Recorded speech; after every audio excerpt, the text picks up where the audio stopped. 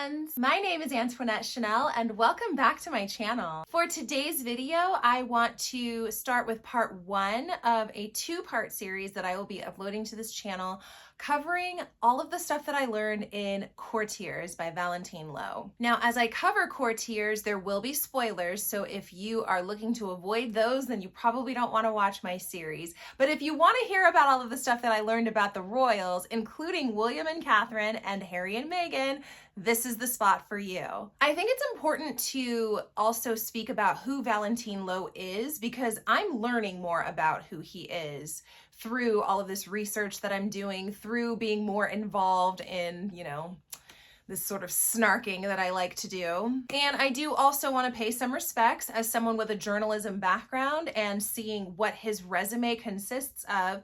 Valentine Low is a very seasoned journalist and obviously one who was trusted in some regard by the royal family. In fact, it's important to note that Valentine Low tends to have really good timing with his projects because Courtiers came out the same week as Spare. I know it was definitely within the same month of Spare. If it wasn't before it, then it was right after it. And he did the same thing with the Oprah interview in 2021. I've mentioned it a couple of times and I still don't have the date, sorry guys, but I think the Oprah interview went live sometime around March 8th or 9th of 2021. Valentine Low's story hit like on March 3rd, I believe. So he was right there beating them to the punch with the story about Meghan's bullying of staff at the palace. And I will say as well that for as much as he seems to go to bat for the royal family and the fact that he is a British journalist, I do find a lot of his reporting to be fairly neutral, except in instances where it can't really be neutral because somebody is bullying staff who are subservient to her, people who are of lower rank, they make much less money, they are of much less importance. And so I think it's also important to mention that there are other members of the royal family who don't come out looking the cleanest in Courtiers, one of whom being King Charles III. Most of what's talked about in Courtiers covers his time as Prince Charles, but, well, let's just say that Meghan's not the only one who was hard to work for at the palace. Okay, let's just jump in. So the book opens on the 2018 Australian tour that Harry and Meghan did. Right away, we are clued in that there's something going on that the Sussexes are not happy about. And I found it an interesting choice to start with this incident from their time as working royals to sort of open this book up. But in addition to opening on this situation that was happening, I believe the setting was that they were on a jet in the opening of Courtiers. Valentine does also give us a definition of who the Courtiers are. This was helpful for me because I didn't know this prior to reading his book. He defines the Courtiers as people who live in the shadows. They rule, but they are not the royalty necessarily. And we've actually heard references to Courtiers a couple of times. In Spare, Harry refers to them as the men in gray suits. In Courtiers, Valentine Low also explains that this was a term that Diana had come up with, that she started to refer to the Courtiers as the men in gray suits. But basically, a courtier's job is to advise a royal member so that they can maintain a positive image and connection with the public, and so that they are involved in public affairs that concern them and where it's appropriate to be, and they don't get involved in areas where it's not appropriate for them to be. We live in the modern world now, but it's kind of hard to know where to place the monarchy in a world like this one, because even though he is King Charles, he doesn't actually rule over the UK, not the way that prior monarchs did, the way that we learned about them doing so. The people of the UK have a right to vote. They have a parliament. There is a prime minister.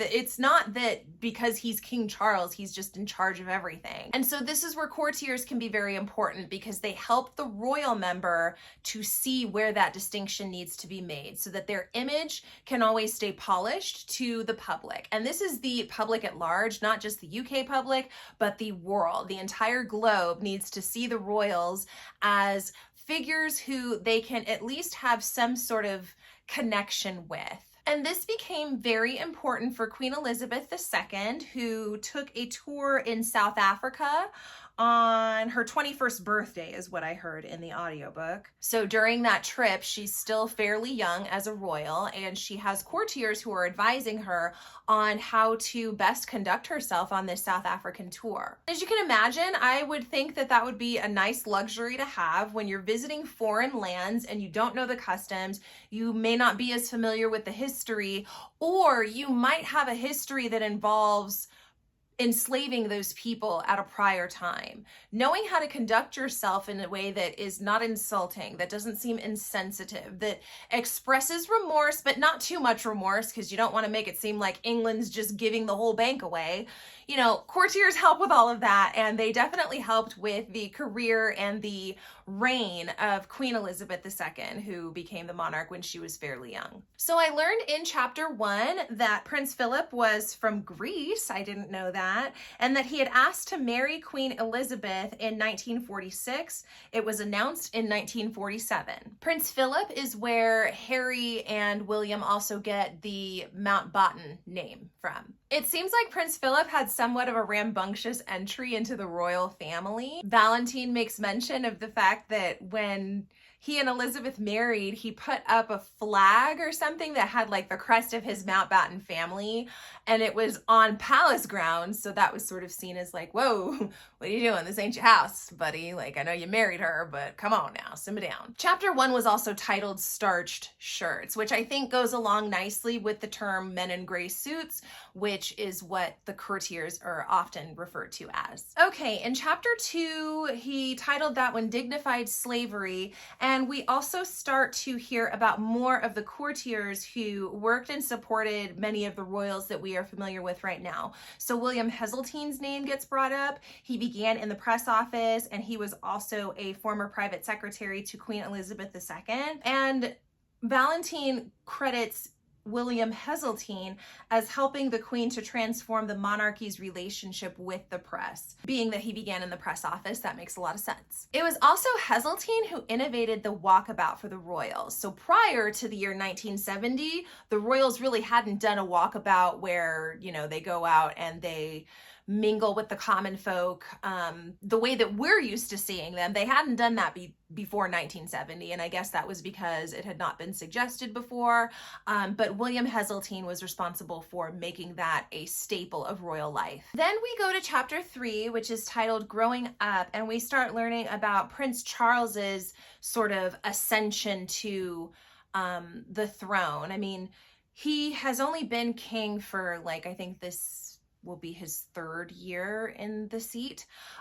So a lot of what the book covers, it really just talks about him maturing as Prince Philip, as the future monarch of the country. But chapter 3 opens with us being in 1966. This would be when Charles was age 18. And he was sent on an Australian tour by his father. So Prince Philip thought that it would be a good idea to send Charles to Australia because he thought it would toughen him up. And it's here that Valentine Low gives credit to David Checketts, one of the courtiers who worked with Prince Charles at this time. He says that Checketts was responsible for helping Prince Charles to grow his confidence. Valentine Low also tells about the courtier Michael Colburn, and he had a quote that I wrote down. "No one was abused and mistreated while working for Prince Charles quite like long-suffering Michael Colburn, and no one was loved and appreciated quite like him either." So it sounds like whoever Colburn was, he went through quite a bit as a courtier to Prince Charles,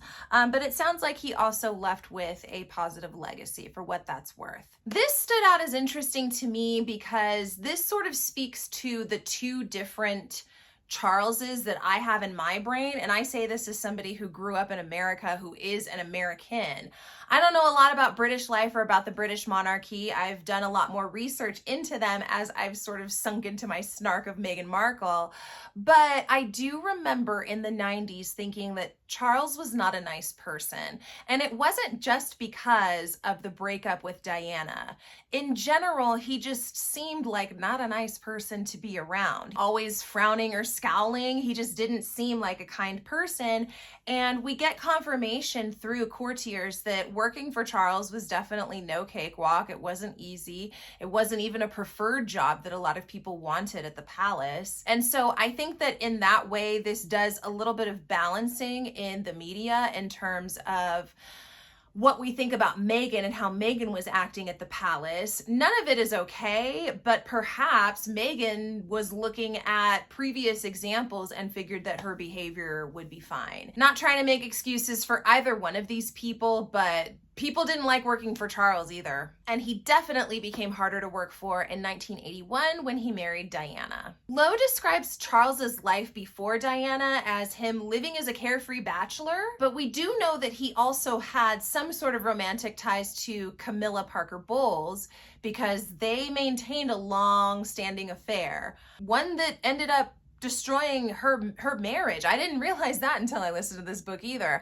I thought that her and I think his name was Andrew Parker Bowles, I thought that they just split because they just split, but apparently the split happened because the truth about the affair came out. And I'll talk a little bit about that because Valentine Low does cover that in this book, but that'll come later, possibly in part 2. Low describes Diana as having been young, virginal, and keen, and Charles found her sympathetic nature attractive, which is why he wanted to marry her. Low also conversely describes Diana as determined to get her man, so it kind of sounds like both of them went into their marriage with unrealistic expectations and maybe not understanding each other and themselves quite so well. Low describes that Diana had trouble adjusting to royal life.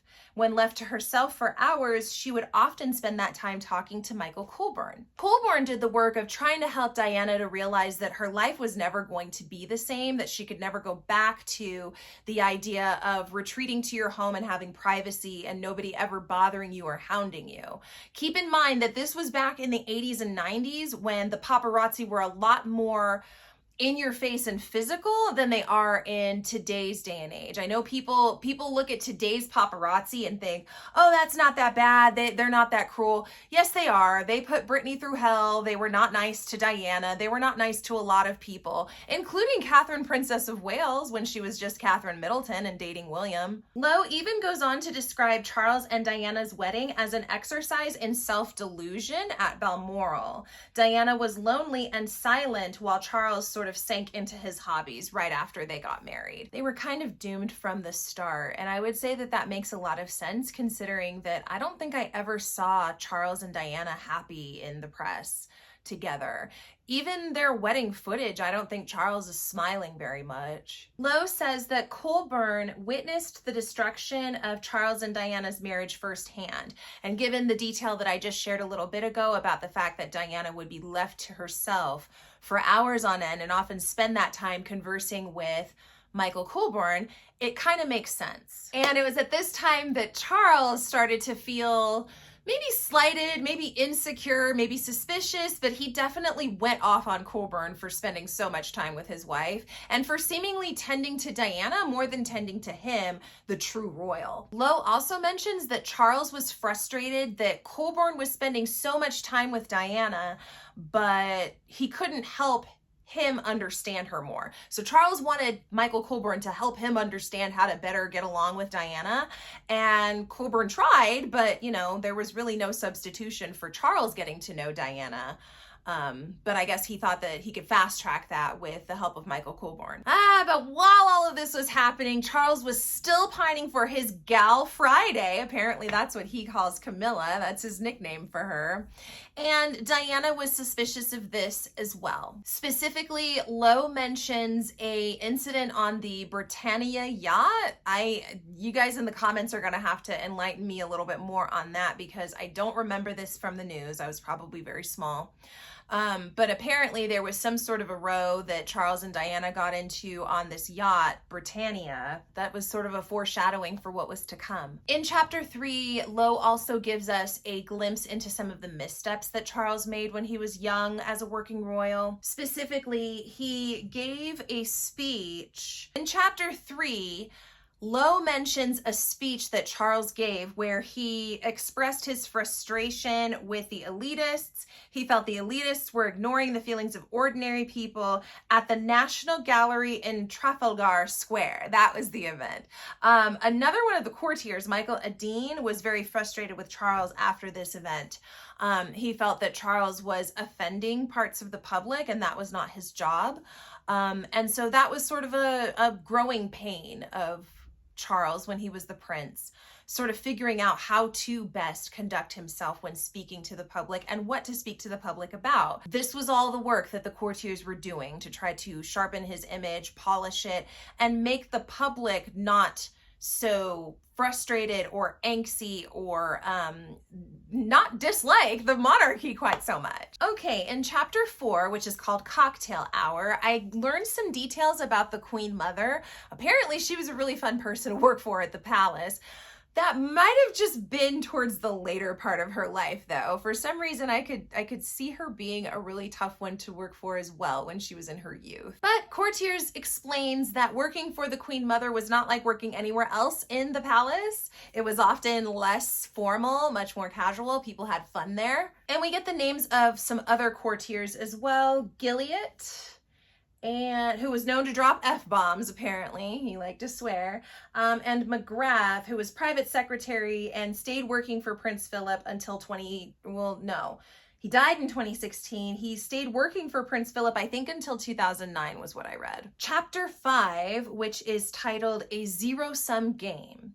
We learn that Charles was a demanding boss. Working for him was a 9-to-5 job, and apparently it was one that he was very strict about managing. So you got to be there on time. Your break is only 30 minutes. No, you can't take a sick day kind of stuff. Charles also had a temper. It's said that Charles went through 5 different private secretaries in 7 years due to his temper. In 1985, Michael Adine had left Colborne just a few months earlier than that. He got another secretary, David Roycroft, who tried to serve with him, but apparently they didn't have any rapport, so that was very short-lived. We also get the name Christopher Airy as well, who must have been one of the courtiers that came after Michael Colborne. Low explains that Airy was caught in the split between Charles and Diana. Charles wanted Airy to run the household, but there was this division between what Charles wanted in the household and what Diana wanted in the household, and so he was trying to meet both of those and, serving 2 masters. That hardly ever works. And it is said that in Charles's staff, there was a lot of internal backstabbing. Charles listened to the words of outsiders rather than trusting his staff first and foremost, and that created a lot of friction between he and his staff, as well as the staff between, staff members had friction with each other because of the way that this communication was handled. And they say that Charles was not a good judge of who should have his ear and who shouldn't. So oftentimes people took advantage of this to try to push the initiatives and the stuff that they wanted. And that was frustrating for the staff because it's like, no, we have this whole roll of things that we have to get done. And that was not included on the list. Anyone having to work for Charles and Diana, probably went through hell, according to Valentine Low. And it only got worse after Charles did that interview where he admitted the affair with Camilla Parker Bowles. And apparently that confession interview that Charles did was the idea of a man named Richard Alliard? Sorry, I apologize for mispronouncing that. But it was Richard Allard, who put him up to doing this interview. Apparently, Allard thought it would be a good idea for Charles to come clean, but it had a worse backlash than either one of them were expecting. Things only became significantly more complicated in terms of the job the courtiers were trying to do to preserve Charles's image and also still advise him and, guide him in his steps so that he could have a public image that the public would want to receive. I mean, this is the future king of England, so if everybody hates him, that's no good. But all of that became a lot more complicated after Diana died. And based off of what I was hearing in the book and what I know of the time, because I remember exactly where I was when I got the word that Princess Diana had died, It sounds like the palace was just really struggling with how to respond appropriately, and that is what was making them look like they just didn't care. The queen was coming off as this very cold, callous person in the wake of Diana's death, like she didn't care about her. She never cared about her. She might even be celebrating this death right now. And even in some of the reporting after Diana's death, there were citizens and people who were expressing their sympathies and their prayers for Charles and the kids and for the queen, but there wasn't a lot of public condolences for Diana's family. And so that again made it look one-sided in the press, made it seem like, here's the royal family out here just not giving a dang about the fact that this woman who we all loved so much is now perished in a car accident that was avoidable. And it was around this time that the queen was encouraged to do a live broadcast. And one of the courtiers made that suggestion. It might have been Mark Boland, I don't remember. But they made the suggestion that you should do this live broadcast. And at first, Queen Elizabeth was discouraged from doing that because that's not what the monarchy does. The queen, the king, the royals, they don't do live broadcasts. They don't give that sort of access, or at least they hadn't done so up until this point in 1997. But Queen Elizabeth decided, I will take this opportunity to speak to the public. And this is when she delivered those classic, timeless words now, that there are lessons that can be learned from Diana's life. That message marked the start of a shift in public opinion on the palace, working royals, everyone, when she said that. And so it was really important that she made that statement. That line may be just as important as including the line, recollections may vary in the wake of the Oprah interview. As the 2000s got underway, people in the royal household and in the royal staff started to make way for Harry and William so that they could take up their place within what this future monarchy would look like. We also saw Charles start to take on more state duties as the 2000s kicked off. He was doing less with foreign relations and traveling abroad. Okay, apologies folks, because it looks like the notes that I was taking, I did not signify where my chapter 6 notes and my chapter 7 notes started, and then I pick up over here with chapter 8. I know I didn't skip anything, but I'm sorry that I don't have those specific chapter breakdowns with the chapter titles on them. However, I was able to find that information on a website called Ever And. Goodreads also has this information too, but I'm just going to keep on pushing forward because chapter 8 is when I felt like I was really starting to get a sense for what Valentine Low might have witnessed in the transformation as William and Harry sort of took the forefront in the royal family, and what their lives did as they got married and started making choices. So it was in the early 2000s that a decision was made to set up an office for William and Harry. They wanted, and when I say they, I mean like royal advisors, working royal members who were older, I'm sure, but the people, the powers that be, wanted to set up a separate entity so that the boys could have their own distinct identities within the royal family, not just be extensions of Charles necessarily, but have their own interests, their own charities, their own initiatives that they worked on. And so this is where the name Jamie Lothar Pinkerton comes in, and it was Lothar Pinkerton who began to shape a plan for how he could help the princes craft their lives as young adults and feel comfortable in their own skins and understand what their responsibilities were. So Pinkerton was the one who was devising a plan for how to make an image for William that sets him up to be the future king someday, and also sets up an image for Harry that shows that he is just as valuable and adds value to the royal family as the future king does. And so in 2005, Lothar Pinkerton was appointed to private secretary part-time for both William and for Harry. And this would have been 5 months before William was set to graduate from the university that he was attending. I don't remember which one it was, but he was set to graduate 5 months later. Lowe also mentions that it was Pinkerton's job to make sure that the public understood who was going to be their future monarch. And so that meant sort of introducing the public to William, even though we've met him, we've seen him, and we'd known him a bunch up until then, but helping us to get to know who he was as a person. And it also says that Lothar Pinkerton was absolutely single-minded about this point, that they needed to find fulfillment in themselves as young adult men before they took on the full mantle of royal responsibility. So in this way, Pinkerton was introducing them as people first, and then sort of gradually introducing them as working royals to us, which I can appreciate because I'm the same age as Prince Harry, so I'm not too much younger than Prince William. And growing up at this time and sort of getting to learn about them as like they're coming of age and I was coming of age at the same time, that was fun. I enjoyed that. I enjoyed being a young person in the early 2000s, reading about these royal people who were also around the same age as me, and the fact that they also like to just kick back and do low-key stuff every now and then, even though they're royals. And I just want to pause here because I want to point out all of the work that goes into crafting the perception of the royals. Take this into consideration as we also examine, as I've done through several of my other videos, the PR missteps of Harry and Meghan. The reason why this image is not coming together as easily for them is because Harry doesn't have a whole staff of courtiers and secretaries and people who it's their job to make sure that his image stays pristine and perfect.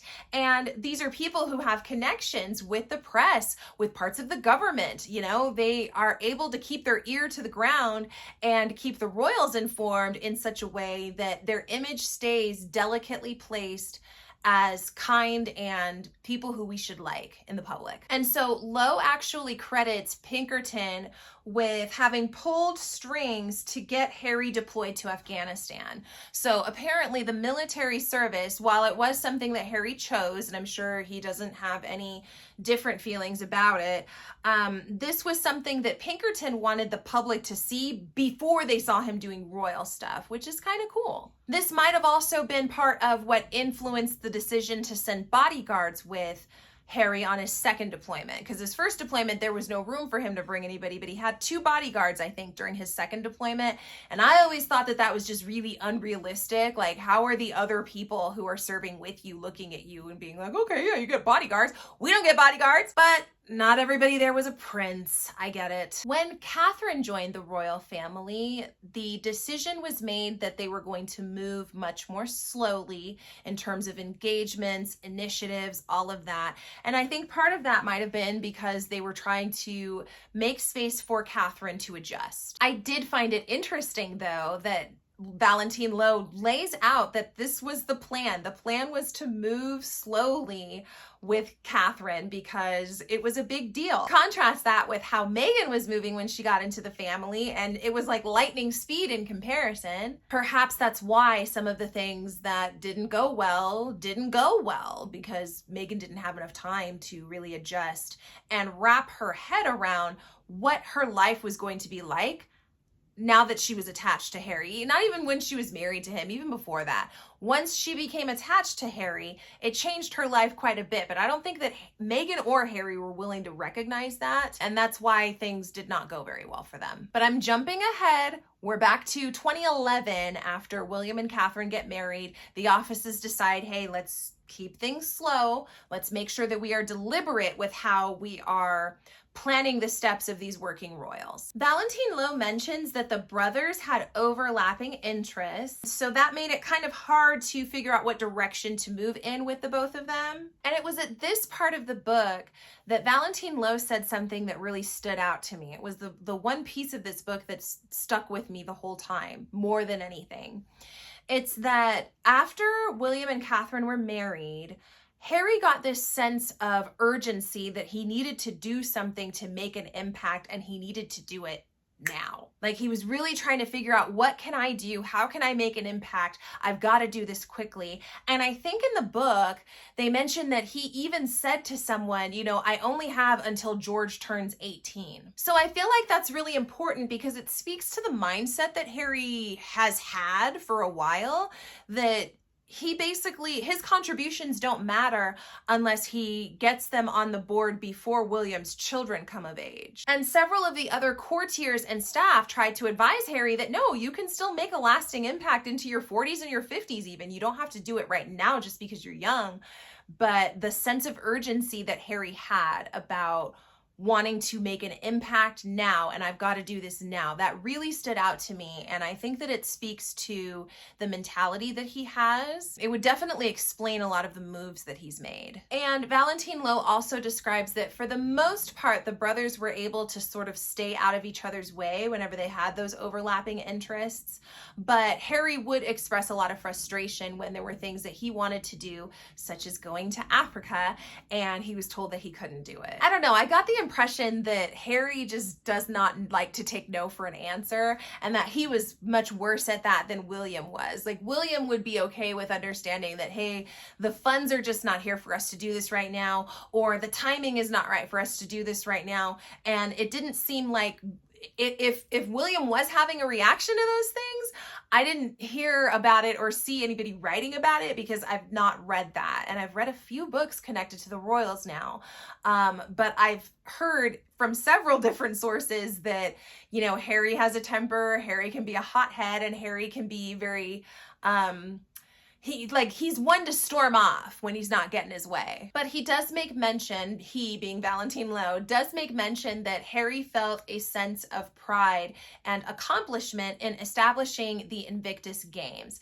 After the first one, he is recorded as saying, "Now I see how I can have an impact. Now I see how I can make a difference." And I think that's so beautiful. I think the Invictus Games are one of the best parts about having Harry as a working royal, and the fact that he did that military service. It's just so sad to me that the Invictus Games seem to have fallen from what they once were. I mean, their original director stepped down recently. To me, it's telling, but that's just my opinion. In wrapping up chapter 8, which was the half point of the book, Valentine Low does also mention the relationship that both princes have had with Jamie Lothair Pinkerton since his time as their courtier and advising them. It states, Pinkerton is very fond of William and Kate, and Harry, he is still fond of Harry, but since he and Meghan burned their bridges with the royal family, it has not been quite the same. This book is full of a lot of details, and I haven't touched on nearly all of them, simply because I was listening to it mainly because I wanted to gain insights on Harry and Meghan and what their time with when they were working in the royal family, what that time was like. And I would say that this book has been eye-opening. I think that Valentine Low is a decent source to look to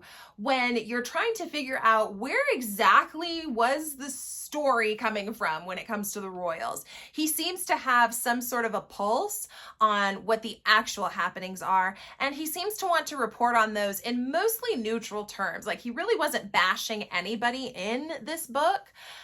All of the criticism was evenly distributed to the Queen Mother, to Charles, to Andrew, to William and Kate, and to Harry and Meghan. But I'll be joining you for part 2 of this video series very soon. Please make sure that you're subscribed to this channel so that you don't miss those uploads when they go up.